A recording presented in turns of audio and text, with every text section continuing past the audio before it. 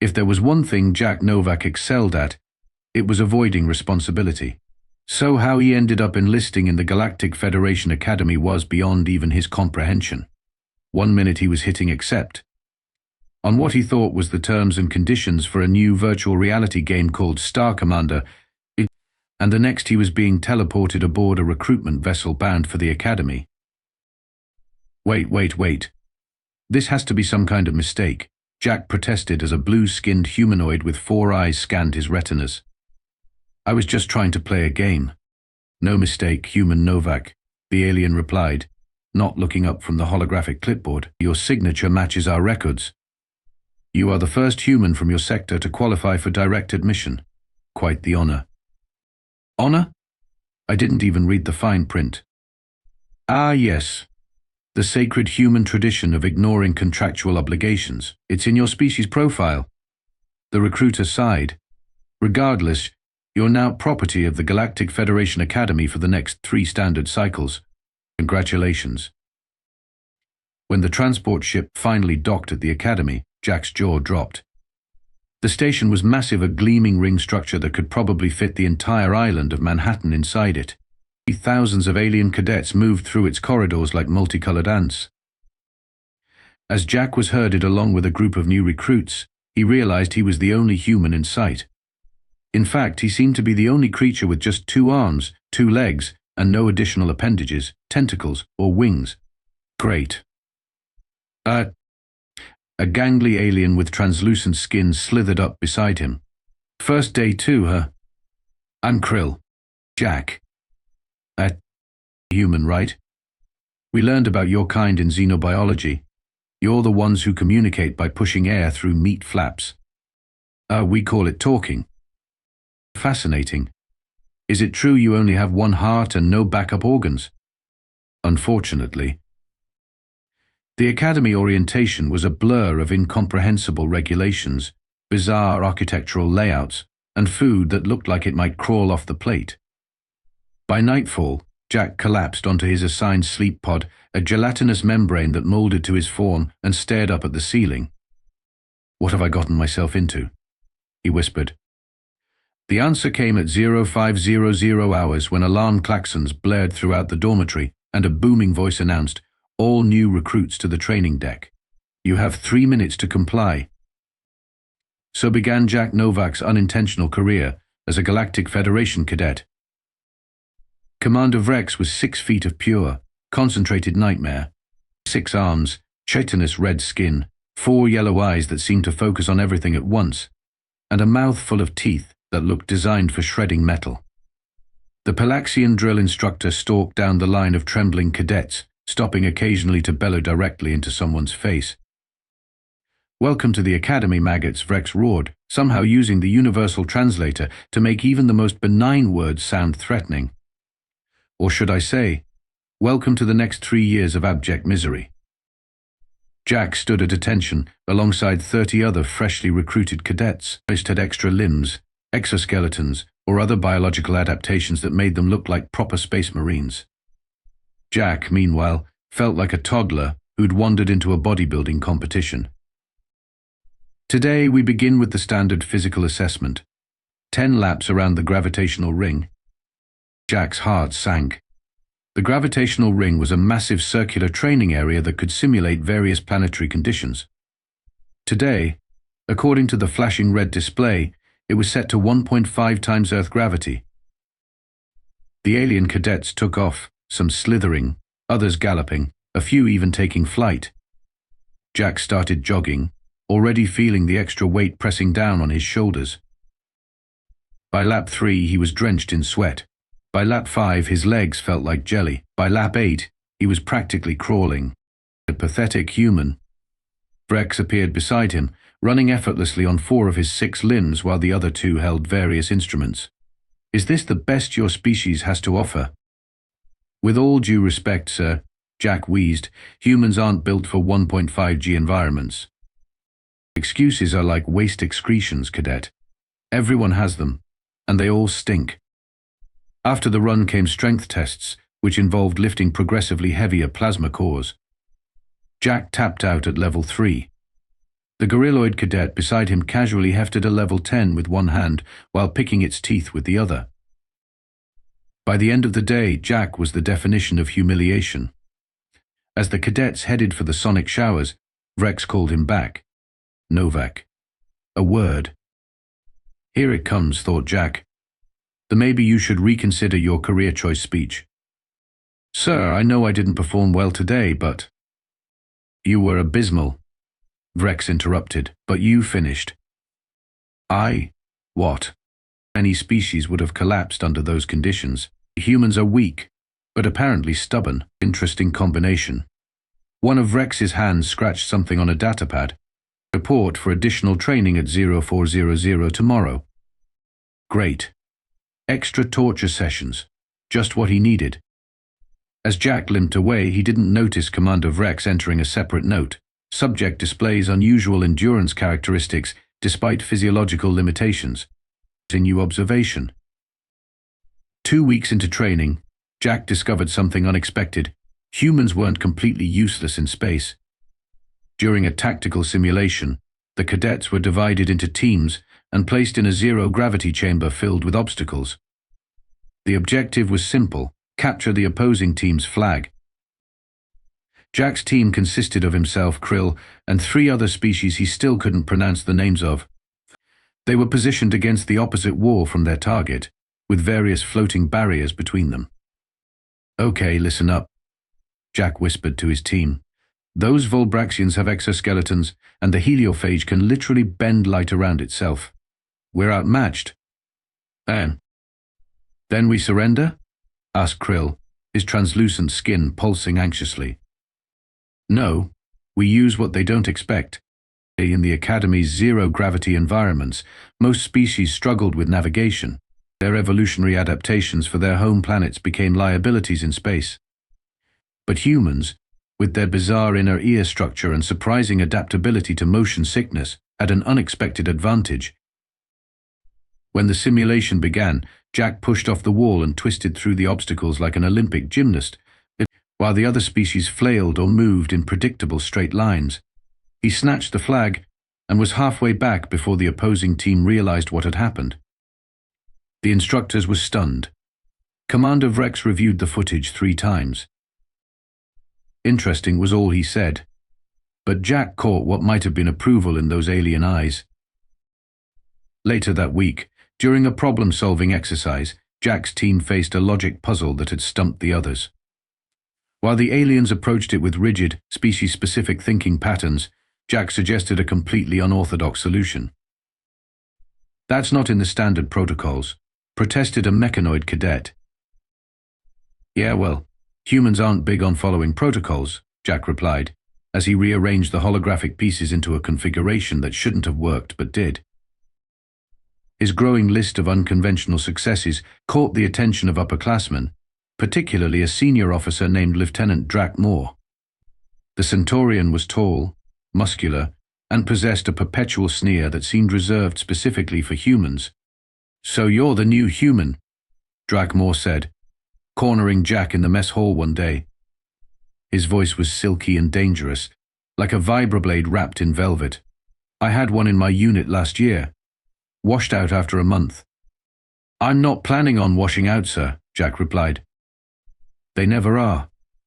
Drak'mor leaned closer, his scaled skin glistening under the lights. My father fought your kind in the border skirmishes, says humans are unstable, unpredictable, a liability in organized warfare. There, maybe that's our strength. Drak'mor's eyes narrowed. Strength? Let me make something very clear. Human Novak. There's no place for your kind in the Federation's elite forces. You're here as a political gesture, nothing more. As Drak'mor stalked away, Krill slid up beside Jack, his skin cycling through worried color patterns. That's bad news, Jack. Drak'mor is Academy royalty, perfect scores, combat decorations, and he's scheduled for officer placement on the Federation flagship. So he's a privileged jerk with a grudge. What else is new? You don't understand. He has influence with the Academy board across him, and your career ends before it begins. Jack shrugged, but inside he felt the first stirrings of genuine concern.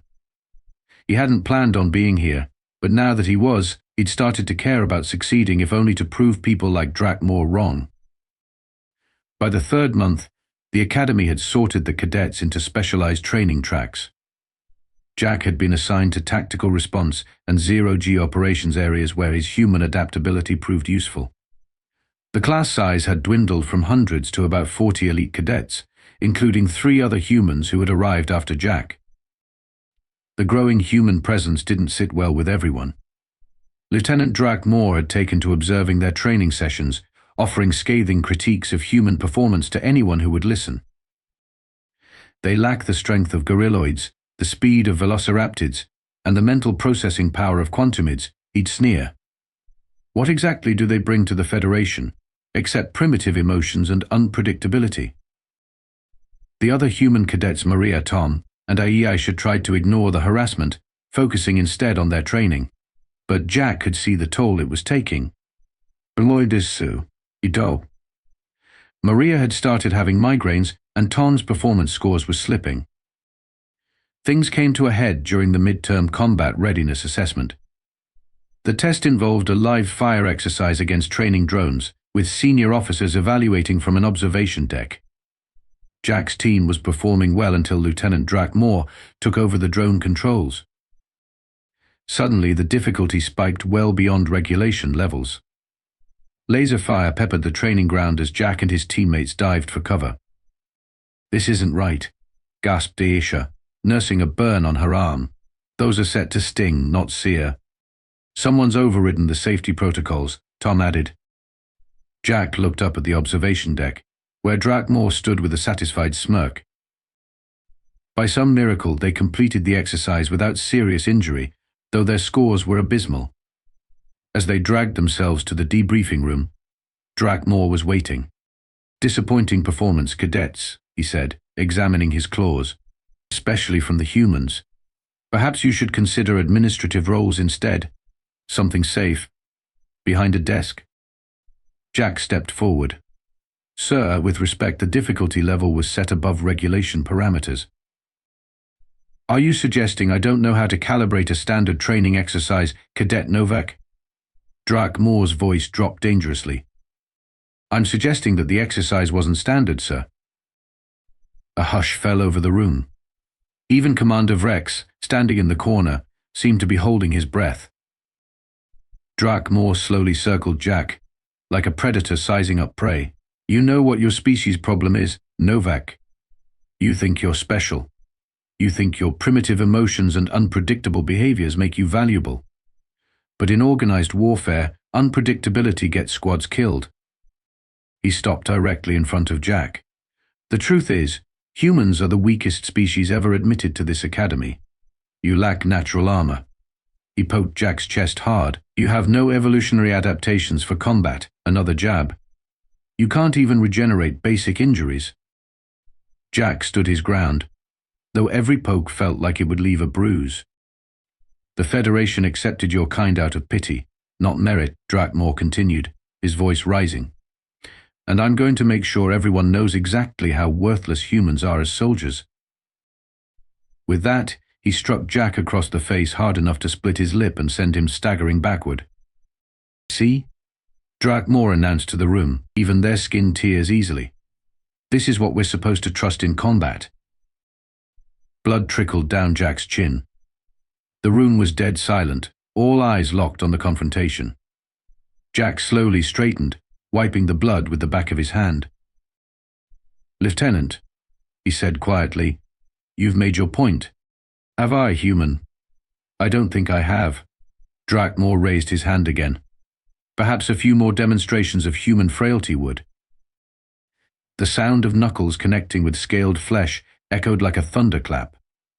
One moment Drak'mor was mid-sentence. The next he was sprawled unconscious on the floor, a perfect bruise forming on the underside of his jaw. Jack stood over him, fist still raised, looking as surprised as everyone else in the room. For 3 heartbeats, nobody moved, then chaos erupted. "Medic," someone shouted. "Did he just knock out a superior officer? Drak'mor's going to have him expelled." Silence. Commander Rex's voice cut through the pandemonium. The six-armed instructor stalked forward, glaring at Jack, Cadet Novak. "Explain yourself." Jack swallowed hard. "Sir, Lieutenant Drak'mor struck a cadet," I responded. "By assaulting a senior officer. Do you have any idea the penalty for such an action?" "Expulsion, sir. At minimum." Rex circled Jack, all four eyes narrowed to slits. "What possible justification could you offer?" Jack straightened his shoulders. "Academy Regulation 273B, sir. Any cadet who observes the physical abuse of another cadet is duty-bound to intervene by any means necessary to prevent further harm." A murmur ran through the crowd. Commander Rex froze mid-step. "That regulation," he said slowly, "refers to cadet-on-cadet violence, not actions by superior officers." "Respectfully, sir, the regulation doesn't specify that distinction. It simply states any cadet who observes physical abuse." Rex's face was unreadable. "Are you attempting to quote regulations to me, Cadet?" "No, sir. I'm attempting to explain why I did what I did. Lieutenant Drak'mor struck me to demonstrate human weakness. I struck back to demonstrate human response to threats against our unit." The medical team had arrived and was tending to the still unconscious Drak'mor. One of them looked up. "He'll be fine, just knocked out clean.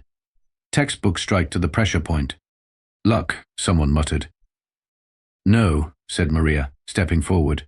"Training, all humans learn basic self-defense. It's part of our education system." Commander Rex studied Jack for a long moment. Then, to everyone's shock, he made a sound that might have been a laugh. "Take the lieutenant to medical.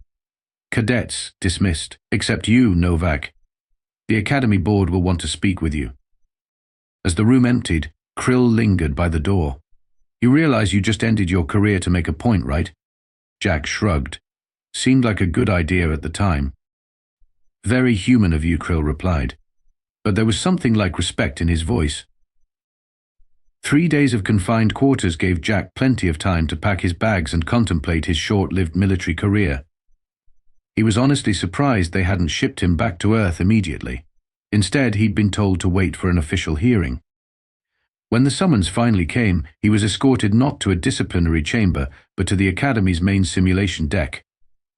Inside, the entire Academy board, 12 senior officers representing different Federation species, sat behind a curved table. In the center stood Commander Rex and, to Jack's surprise, a fully recovered Lieutenant Drak'mor, sporting an impressive bruise on his jaw. "Cadet Novak," Rex began. "The board has reviewed the incident and all relevant regulations." Here comes the expulsion, Jack thought. Lieutenant Drak'mor has something to say. Drak'mor stepped forward, his expression carefully neutral. "Cadet Novak. My actions 3 days ago were inappropriate. I allowed personal bias to influence my conduct as an officer." Jack blinked. Was this really happening? "Furthermore," Drak'mor continued, looking like each word physically pained him, "your response, while unorthodox, was technically within regulatory parameters. The board has ruled that you acted to defend yourself and potentially other cadets from what could be perceived as escalating abuse." One of the board members, a crystalline being that sparkled under the lights, spoke up. "What interests us, Cadet Novak, is not that you struck an officer, but how you struck him." One strike, precisely targeted, with exactly enough force to neutralize but not seriously harm. No hesitation, no excessive force, just efficient problem solving." "That's just how humans fight, ma'am." "Is it?" The crystalline officer tilted her faceted head. "Our xenobiologists have been studying human combat techniques. You call it martial arts, I believe. The ability to compensate for physical disadvantages through technique and precision." Commander Rex stepped forward. "The board has reached a decision. Cadet Novak will not be expelled." Jack nearly collapsed with relief.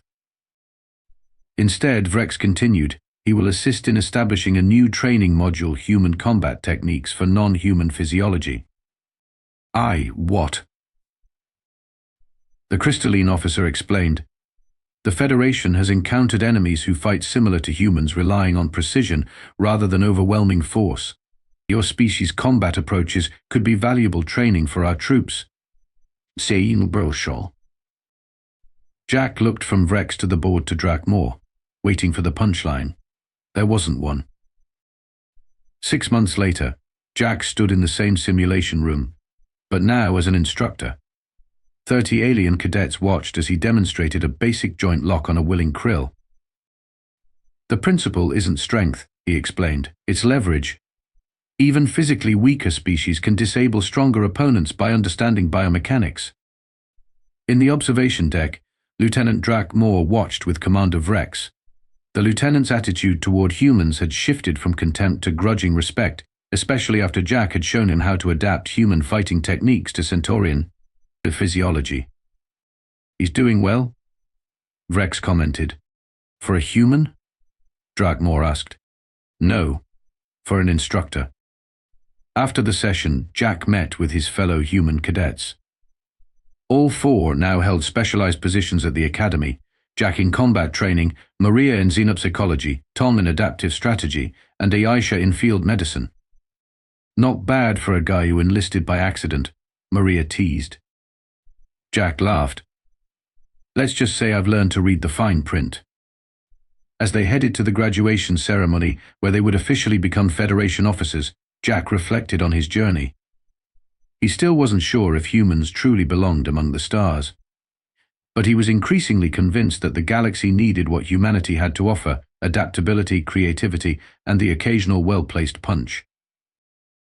The Galactic Federation was about to discover that humans weren't just along for the ride, they were helping navigate the course.